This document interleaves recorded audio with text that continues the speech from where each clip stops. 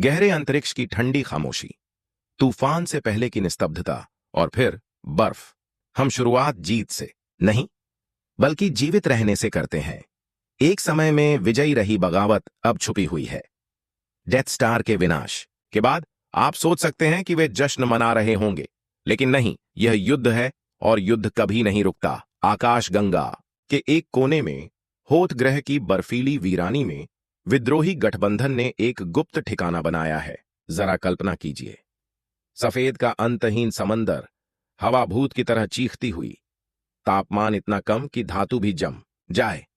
यही वह जगह है जहां हमारे नायक फिर से इकट्ठा होने को मजबूर हैं, क्योंकि साम्राज्य सिर्फ अपने जख्म नहीं चाट रहा है, वह अपने पंजे तेज कर रहा है। ल्यूक स्काईवॉकर, अब उम्मीद का उभरता हुआ प्रतीक, एक टॉन टॉन पर बर्फ से ढकी समतल जमीन पर सवार है। हवा में कुछ बेचैनी है, केवल मौसम में नहीं, बल्कि फोर्स में भी। और तभी शांति टूट जाती है। एक भयानक प्राणी, वाम्पा, ल्यूक पर हमला करता है और उसे बेहोश कर अपनी जमी हुई गुफा में घसीट ले जाता है। खून टपकता है, समय धीमा हो जाता है, और पहली बार हम ल्यूक को अकेले देखते हैं, सचमुच असहाय। वह अब वह लड़का नहीं रहा जो टैटूइन में मिला था, लेकिन वह अभी भी जेडाई बनने से बहुत दूर है। जब ल्यूक गुफा में उल्टा लटका हुआ है और उसकी लाइटसेबर बर्फ में दबी हुई है, हम समझते हैं नायक हमेशा जीतते नहीं, कभी कभी वे बस किसी तरह बच जाते हैं। इसी बीच एको बेस पर हान सोलो, आकर्षक, बेपरवाह और स्वतंत्रता तथा दोस्ती के बीच उलझा हुआ, जाने की तैयारी कर रहा है। उसके कर्ज पीछा कर रहे हैं, इनामी शिकारी उसकी तलाश में है और उसका अतीत उसका पीछा कर रहा है। लेकिन वह एक भावना को नजरअंदाज नहीं कर सकता कि किसी को उसकी जरूरत है, कि लिया को उसकी जरूरत है। हान और लिया के बीच का रिश्ता एक बारूद की तरह है। हर नजर एक चुनौती, हर बहस एक नृत्य। लेकिन व्यंग्य के नीचे कुछ सच्चा है, कुछ नाजुक।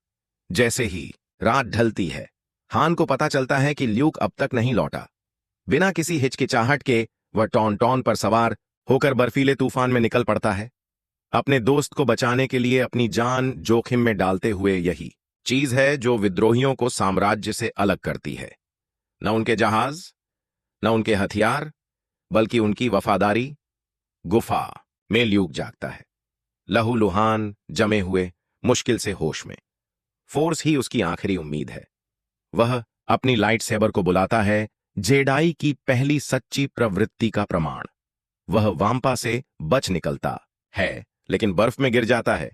मृत्यु बस एक पल दूर है जब एक दृश्य प्रकट होता है, ओबी-वान केनोबी बट भूत की तरह दिव्य। वह बस एक नाम बोलते हैं, डेगोबा, और तभी किस्मत का पहिया घूमता है। हान ल्यूक को समय रहते ढूंढ लेता है और उसे घसीटते हुए तूफान से बाहर लाता है। अब उनके बीच का बंधन खून और बर्फ में सील हो गया है। बेस पर, जहां मेडिकल ड्रॉइड्स इलाज कर रहे हैं और तनाव बढ़ रहा है, कोई नहीं जानता कि आगे क्या होने वाला है। लेकिन हम जानते हैं, हम महसूस कर सकते हैं, जैसे किसी पहाड़ के ऊपर बिजली गरज रही हो, क्योंकि यह जमी हुई घड़ी बस शुरुआत है। होत की ठंडी खामोशी एक धीमी यांत्रिक भनभनाहट से टूटती है, फिर आकाश में एक झिलमिलाहट। कुछ है वहां, देख रहा है, शिकार कर रहा है। यह एक प्रोब ड्रॉइड है, काले रंग का, कीट जैसा, और बर्फ के ऊपर मंडराता हुआ। उसकी लाल आंख सब कुछ स्कैन कर रही है। यह सिर्फ एक मशीन नहीं है, यह तबाही का संदेशवाहक है, और इसे वो मिल गया है जिसकी इसे तलाश थी। दूसरी ओर एग्जीक्यूटर के ब्रिज पर डार्थ वेडर का डरावना फ्लैगशिप अलार्म्स ठंडी लय में धड़क रहे हैं। डार्थ वेडर एकदम शांत खड़ा है, उसकी सांसें एक यांत्रिक तूफान की तरह गूंजती हैं। प्रोब ने अपना सिग्नल भेज दिया है, उसे पता चल गया है, अब विद्रोही सुरक्षित नहीं है। और वेडर, वो सिर्फ बगावत को नहीं चाहता, वो ल्यूक स्काईवॉकर को चाहता है। जुनून उसे उस कवच की तरह जकड़ रहा है जिसे वो पहनता है। वह लड़का जिसने डेथ स्टार को नष्ट किया था, वेडर उसमें कुछ महसूस करता है, कुछ जाना पहचाना, और इस तरह साम्राज्य का बेड़ा आगे बढ़ता है। इंजन की गड़गड़ाहट शुरू होती है। स्टार डिस्ट्रॉयर्स आसमान से गिरते पहाड़ों की तरह दिखाई देते हैं। साम्राज्य दरवाजा नहीं खटखटाता, वह कुचल देता है। एको बेस के अंदर अफरातफरी मच जाती है। आदेश चिल्लाए जाते हैं, जहाज रवाना किए जाते हैं, जमीन कांपती है। किसी भूकंप से नहीं, बल्कि उससे कहीं ज्यादा भयावह चीज से। इंपीरियल वॉकर्स आ चुके हैं, विशाल, धातु से बने, भयंकर लय में चलते हुए। 80-80 ऐसे लगते हैं जैसे मौत के चलते हुए गगनचुंबी इमारतें हों। उनके सिर से निकलती लाल किरणें बर्फ और इस्पात को एक साथ पिघला देती हैं। विद्रोही जवाबी हमला करते हैं छोटे स्नो स्पीडर्स के साथ। एक डेविड बनाम यांत्रिक गोलियतों की भीड़। अब पूरी तरह जाग चुका ल्यूक एक उद्देश्य के साथ नेतृत्व करता है। उसकी आंखों में देखा जा सकता है डर से लिपटी दृढ़ता। वह अब सिर्फ एक पायलट या सैनिक नहीं है, वह एक नेता बन रहा है। युद्ध भड़क उठता है। आग और बर्फ, धुआं और खून, विद्रोहियों का शील्ड। जनरेटर विस्फोट में तब्दील हो जाता है, जो बर्फ को लाल रंग में रंग देता है। अब बेस को खाली करना ही होगा। हान और लिया अभी भी अपने रिश्ते में अनसुलझे, अराजकता में एक साथ फंस जाते हैं। वह तब तक नहीं जाएगी जब तक हर ट्रांसपोर्ट रवाना नहीं हो जाता, और वह तब तक नहीं जाएगा जब तक वह साथ नहीं चलती। उनका पलायन अब ढहती सुरंगों और मौत के कदमों से होड़ बन जाता है। इसी बीच ल्यूक जानता है कि उसकी यात्रा अब अलग होगी। वह अपने एक्स विंग में चढ़ता है, युद्ध भूमि को पीछे छोड़ते हुए। पीछे हटने के लिए नहीं, बल्कि किसी बड़ी तलाश में। हौत की वह रहस्यमय झलक अब भी उसका पीछा कर रही है। डेगोबा एक दलदली ग्रह, एक रहस्य, एक परीक्षा। लेकिन इस पलायन की कीमत बहुत बड़ी है। अब विद्रोही सिर्फ छिप नहीं रहे, वे बिखर चुके हैं, घायल हैं, असुरक्षित हैं। और वेडर, वह एक कदम पीछे है, हमेशा देखता हुआ, हमेशा आगे बढ़ता हुआ, गुस्से से नहीं बल्कि एक ठंडे सुनियोजित इरादे से। शिकार शुरू हो चुका है, लेकिन यह केवल आकाश गंगा पर नियंत्रण की लड़ाई नहीं है। यह इससे कहीं गहरा है, यह नियति की टक्कर है। और जब एक नायक अज्ञात की ओर उड़ रहा है, तो दूसरा सीधे एक जाल में जा रहा है। सितारे फीके पड़ते हैं और हम धुंध में उतरते हैं। गाढ़ा हरा नम कोहरा ल्यूक के एक्स विंग के पंखों से लिपटता है जैसे कोई जीवित चीज। यह सिर्फ एक और ग्रह नहीं है, यह कुछ और है, जैसे यह उसे देख रहा हो। स्वागत है डेगोबा में। अब न बर्फ से ढके होद के मैदान हैं, न स्टारशिप्स की धातु भरी आंतें। यह कुछ प्राचीन है, एक दलदली दुनिया जो अजीब आवाजों, मरोड़े खाए पेड़ों और अंधेरे में चमकती आंखों से भरी हुई है। यहां खामोशी है, लेकिन वो वाली खामोशी जो इंतजार कर रही हो। ल्यूक का जहाज दुर्घटनाग्रस्त होता है, जोर से। एक्सविंग दलदल में ऐसे ढंसता है जैसे कोई मरता हुआ जानवर। R2 बेचैनी में बीप करता है, पानी में समा जाता है और फिर किसी विशाल अदृश्य जीव द्वारा बाहर उगल दिया जाता है। और ल्यूक, वह सिर्फ फंसा नहीं है, उसका इम्तिहान लिया जा रहा है, क्योंकि यह ग्रह सिर्फ दूरस्थ नहीं है, यह पवित्र है। और फिर वह आता है, छोटा, हरा, झुर्रियों भरा, आंखें जो जैसे तारों के उगने और डूबने तक सब कुछ देख चुकी हों। वह हंसता है, चिढ़ाता है, खाना चुराता है और मूर्ख जैसा व्यवहार करता है। यह है योडा, वह जेडाई मास्टर जिसे ल्यूक खोजने आया था। लेकिन वह तुरंत खुद को प्रकट नहीं करता। नहीं, वह ल्यूक की परीक्षा लेता है, लाइट सेबर या ताकत से नहीं, बल्कि धैर्य से, विनम्रता से, असफलता से। क्योंकि फोर्स यही मांगती है। ल्यूक शक्ति चाहता है, उत्तर चाहता है, वह महानता की ओर दौड़ना चाहता है। लेकिन योडा अपनी खुरदुरी बुद्धि में वही कहता है जो ल्यूक सुनना नहीं चाहता। इसे बहुत समय से देख रहा हूं मैं, पूरी जिंदगी यह आगे देखता रहा, भविष्य की ओर, क्षितिज की ओर। कभी ध्यान नहीं दिया जहां था, जो कर रहा था। प्रशिक्षण शुरू होता है। यह शानदार नहीं है, यह नायकों की कहानियों जैसा नहीं है, यह संतुलन है, नियंत्रण है। यह जानना है कि फोर्स हर चीज में बहती है, पेड़ों में, पत्थरों में, यहां तक कि तुम्हारे पैरों के नीचे कीचड़ में भी। हम देखते हैं ल्यूक को जंगल में दौड़ते हुए, पत्थरों को हवा में उठाते हुए, जड़ों पर कूदते हुए, दृष्टियों और भ्रमों से जूझते हुए पसीना बहाता है। लेकिन उसके अंदर एक अंधेरा है, अधीरता, डर, गुस्सा। योडा चेतावनी देता है, अगर एक बार तुम अंधेरे मार्ग पर चल पड़े तो वह सदा तुम्हारे भाग्य पर हावी रहेगा। और फिर आता है वह गुफा, जड़ों के भीतर एक खाली स्थान, ठंडी, मौन। ल्यूक पूछता है, अंदर क्या है? सिर्फ वही जो तुम साथ लेकर जाओ। वह भीतर जाता है। परछाइयां उसे घेर लेती हैं। अंधेरे से एक आकृति निकलती है, काला कवच, तूफान जैसी सांसें। वेडर सोचे बिना ल्यूक हमला करता है। उसकी लाइट सेबर सटीक वार करती है। हेलमेट गिरता है और उसके अंदर ल्यूक का अपना चेहरा है। अब यह सिर्फ प्रशिक्षण नहीं रहा, यह भविष्यवाणी है। एक दर्पण नायक और खलनायक के बीच की रेखा इतनी पतली है जितनी हमने कभी सोची भी नहीं थी। एग्जीक्यूटर पर वेडर पीछा जारी रखता है, इनामी शिकारियों को किराए पर लेकर मिलेनियम फाल्कन का पीछा करते हुए पूरे आकाश गंगा में। हान, लिया, चीवी और आर2 अंधेरे में उड़ते हैं, मौत से मुश्किल से एक कदम आगे।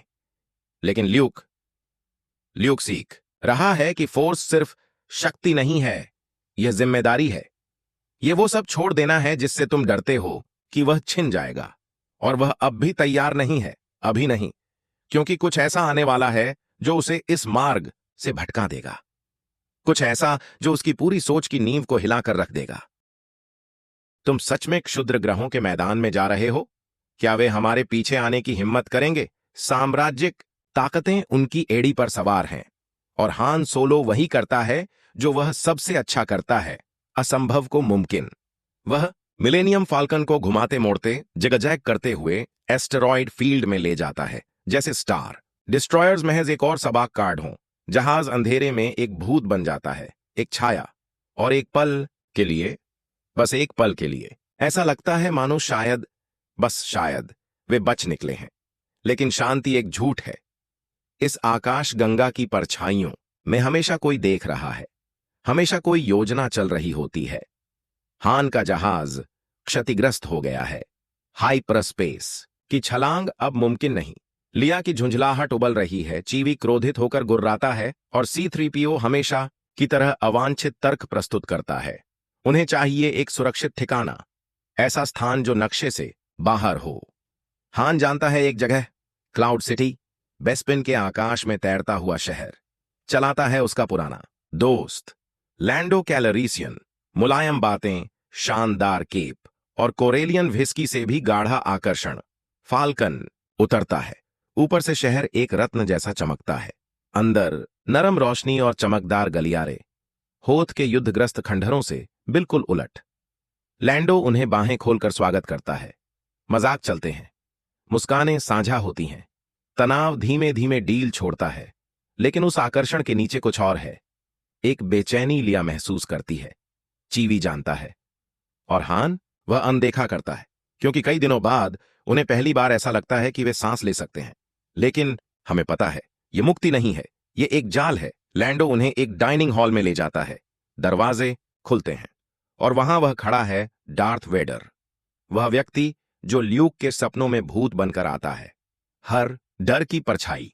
हान अपनी ब्लास्टर निकालता है, सहज शुद्ध एड्रेनालिन, और वेडर उसे हवा में ही पकड़ लेता है, जैसे कुछ भी नहीं हो। कोई शब्द नहीं, सिर्फ मौजूदगी, पूर्ण नियंत्रण। वे हार चुके हैं। लिया का चेहरा सख्त हो जाता है, चीवी दहाड़ता है, और हान उसे पकड़ लिया गया है, पीटा गया है, और उसे सौंपा जा रहा है उस शख्स को जो इस सब के पीछे है, बोबा फेट। इनामी शिकारी, मौन, निर्दयी, मंडलोरियन कवच में लिपटा हुआ और किंवदंती में डूबा। यह सिर्फ कैद नहीं है, यह प्रयोग है।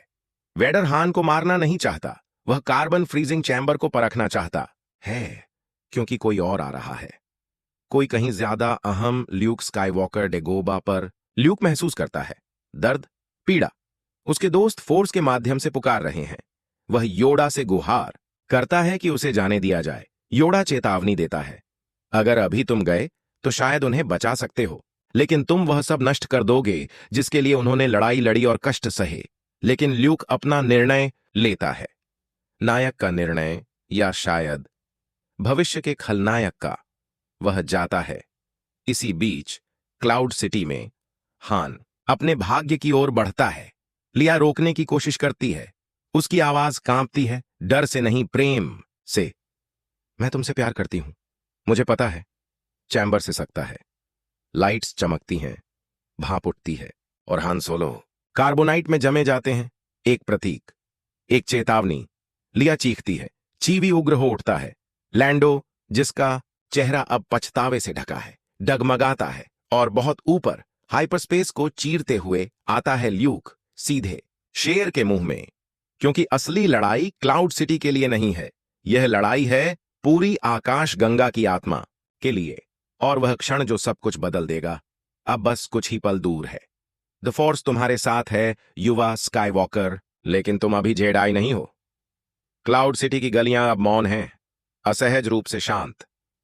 तूफान बीत चुका है, लेकिन एक और बड़ा तूफान आकार ले रहा है। ल्यूक स्काईवॉकर आता है, एक लड़के की तरह नहीं बल्कि एक योद्धा की तरह। काले वस्त्रों में, हाथ में लाइट सेबर, आंखों में संकल्प। लेकिन उसे नहीं पता वह किस ओर बढ़ रहा है। गलियां भूल भुलैया की तरह मुड़ी हुई हैं, खाली, चमकदार, भ्रामक, और फिर वेडर अंधेरे से निकलता हुआ जैसे खुद मृत्यु। कोई अभिवादन नहीं, कोई समझौता नहीं, सिर्फ द्वंद्व लाइट सेबर्स दहाड़ते हुए जल उठते हैं। नीला बनाम लाल, युवा बनाम अनुभव, आशा बनाम अंधकार। हर टकराव की गूंज गलियारों में गूंजती है। धातु चिंगारियां उगलती है, हवा तनाव से भारी हो जाती है। लेकिन यह सिर्फ तलवारों की लड़ाई नहीं है, यह विश्वासों की टक्कर है। ल्यूक लड़ता है जुनून से, सहजता से, एक अनियंत्रित ऊर्जा के साथ। लेकिन वेडर, वह लड़ता है उद्देश्य के साथ, गणनात्मक, निर्दयी। वह ल्यूक को मारना नहीं चाहता, वह उसे तोड़ना चाहता है। वह ल्यूक को पीछे धकेलता है, कमरा दर कमरा, वार दर वार, जब तक वे एक विशाल कक्ष में नहीं पहुंचते। शहर के ऊपर ऊंचाई पर हवा चिल्लाती है, पाइपें कराहती हैं, हर वार से जमीन कांपती है। वेडर वॉर करता है, ल्यूक गिरता है, लेकिन वह फिर उठता है, बार बार, और फिर विनाश। वेडर एक क्रूर वार में ल्यूक का हाथ काट देता है। लाइट सेबर गिरता है, गोल घूमता हुआ अंधकार में खो जाता है। खून, आघात, मौन। ल्यूक लड़खड़ाता है, एक संकरी रेलिंग से लटकता है। नीचे बादलों में एक अथाह गिरावट, असहाय, टूटा हुआ, हार चुका। और फिर सच। ओबीवान ने तुम्हें कभी नहीं बताया कि तुम्हारे पिता के साथ क्या हुआ। ल्यूक की सांस अटकती है, दर्द भ्रम में बदल जाता है। उसने मुझे सब बताया, उसने कहा तुमने उन्हें मार डाला। और फिर वह आता है, नहीं, मैं तुम्हारा पिता हूं। वह पंक्ति जिसने सिनेमा को हिला दिया, वह क्षण जिसने एक पीढ़ी की आत्मा को झकझोर दिया। यह सिर्फ एक मोड़ नहीं था, यह मोड़ था। ल्यूक चीखता है, इनकार में नहीं बल्कि निराशा में। उसका विश्वास, उसके निर्णय, उसकी कुर्बानियां एक पल में चकनाचूर हो जाती हैं। वेडर हाथ बढ़ाता है, मेरे साथ आओ और हम साथ मिलकर आकाश गंगा पर शासन करेंगे, पिता और पुत्र की तरह। यह आकर्षक है, भयानक है और सच्चा है। लेकिन ल्यूक, वह करता है जो कोई सोच भी नहीं सकता। वह छोड़ देता है, नीचे कूद जाता है, खालीपन में। तेज हवा उसकी देह को चीरती है, अंधकार पर मृत्यु को चुनता है, शक्ति पर आशा को चुनता है। लेकिन किस्मत अभी खत्म नहीं हुई है। एक वेंट, एक ट्यूब, एक हैच, और वह जिंदा है, मुश्किल से। तैरती हुई सिटी के नीचे एक एंटीना से लटकता हुआ, कमजोर, भटका हुआ, वह फोर्स के जरिए पुकारता है, लिया। दूर भागते मिलेनियम फाल्कन में लिया उसे महसूस करती है। वह यू टर्न लेती है, उसे बचाती है। टूटा हुआ, लहूलुहान, लेकिन जिंदा। विद्रोही बेड़े पर जख्म सिर्फ शारीरिक नहीं है। ल्यूक उस जगह को देखता है जहां उसका हाथ था। अब वहां एक यांत्रिक प्रत्यारोपण है, चुपचाप गूंजता हुआ एक प्रतिबिंब, एक चेतावनी। हान गायब है, बगावत पीछे हट रही है, साम्राज्य अब पहले से कहीं ज्यादा ताकतवर है। लेकिन कहीं इस अनंत अंधकार में ल्यूक स्काईवॉकर अब भी उम्मीद करता है, क्योंकि यह अंत नहीं है, यह है द एम्पायर स्ट्राइक्स बैक, कथा का सबसे अंधकारमय अध्याय। लेकिन उस अंधकार में एक छोटी सी रोशनी अब भी टिमटिमा रही है, और कभी कभी बस वही एक रोशनी पूरे ब्रह्मांड को रोशन कर सकती है।